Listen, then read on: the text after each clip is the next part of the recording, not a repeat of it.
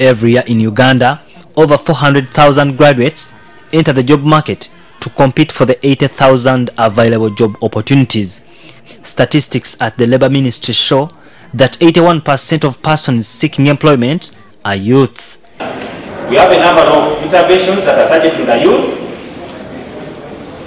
For those of you who are still in school, you are lucky that you started thinking about starting your own businesses. And those who are already out of school, it's not too late for you to identify opportunities so that entrepreneurship can be a solution to our big unemployment challenge.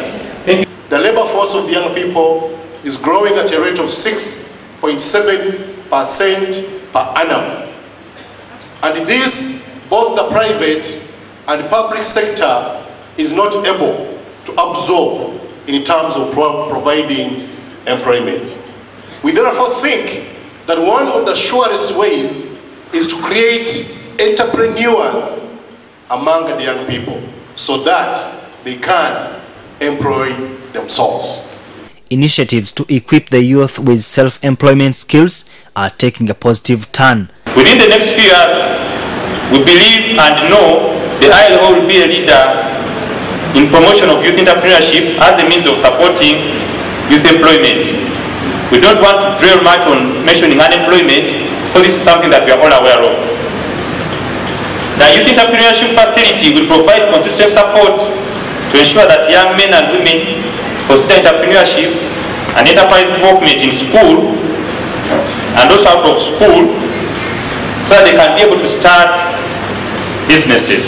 According to the International Labour Organization, the Youth to Youth Fund project receives business plans where successful youth groups receive cash to develop their enterprises. Youth to Youth Fund, as you know, it's part of the Regional Youth Entrepreneurship Facility. It covers 3 countries in Eastern Africa: Kenya, Tanzania, and of course Uganda. It's basically a grant mechanism through which local youth-led organizations get the opportunity to participate in the development of youth entrepreneurship in their communities. They do this by coming up with innovative ideas on how to address youth entrepreneurship and by submitting those proposals to the Fund Secretariat. An independent jury then selects those that are deemed to be most innovative in terms of solutions, and those organizations receive a grant package in order, firstly, to implement their project for the benefit of the youth that they serve, and also to test these ideas for the benefit of other youth in terms of replication in the future. A number of youth have been involved in proposal writing, and at the crowning of the youth fair, they received prizes worth over 180 million shillings. Uganda this year we received 462 proposals from different youth organizations. These proposals were screened out to look for those which were in line with our projects.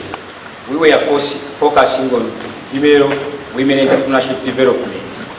We got 205 proposals out of the 462 proposals that were submitted. These were again screened, and we managed to come up with 20 proposals that were a bit innovative, which qualified as semi-finalists. As she mentioned, we visited them and selected 19 organizations that went through the capacity building and proposal writing. Out of them, we selected 12 finalists, and they are the ones we have today. At this time, What made me the winner? Actually, I expected it. I had the knowledge about the business plan. They trained us, and I accumulated the knowledge. The knowledge we got, I used it to prepare a good business plan, and I expected it to win.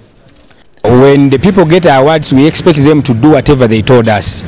These people told us a lot of things. I will start with the Youth Fund, the grant scheme. These young people propose innovative project ideas which are going to lead to employment creation amongst their peers. So we expect them, after getting the money, they should implement those projects to create jobs for young people. And at the end of the day, we expect unemployment to reduce to some extent. They have ideas like solar energy, charcoal briquettes, paperback making, and so many others. These finalists have been offered a number of support packages in terms of business development services, mentoring, and counseling, just to help them finalize their business plans. And they are well-prepared individuals to be trusted with finance. The Royal Danish Ambassador to Uganda, Natalia Feinberg, blessed the youth fair and promised Danish support to address youth unemployment in Uganda. In terms of job creation, the target of the program over a 5-year period is creation of 476,000 new jobs. It is also gratifying to note that under the Danish-led Africa Commission, the Youth Entrepreneur Facility is implemented. Denmark provided the initial funding for this facility, and we hope that the government and other development partners will join hands in the next phase to build momentum and scale. The Acting Commissioner for Youth and Children at the Ministry of Gender, Chiateka Mondo, says that Uganda has a challenge to plan for the fast-growing population. According to economists, for a population to be able to look after its population adequately, the population needs to grow at 1/3% of the economic growth. Meaning that if our population is growing at 3.2%, our economy would have to grow at 9.9% per annum to be able to provide all the basic needs of our people. Many of the youth exhibitors were happy that their partnership with the youth employment organizations has enabled them to become job makers. Monthly earning we can get at around 300,000, 500. It's based on where you sold them. Because to the villagers, if you go to the villagers, they will tell you that me I can buy it at 1,000. But when you find high income earners, they will get it at 10,000. Because for them they can afford. So it depends on the category of people you've gone to. In a month, so far we have been in business for 6 months, but we are selling every day like 500 or more briquettes. How much are you able to pay?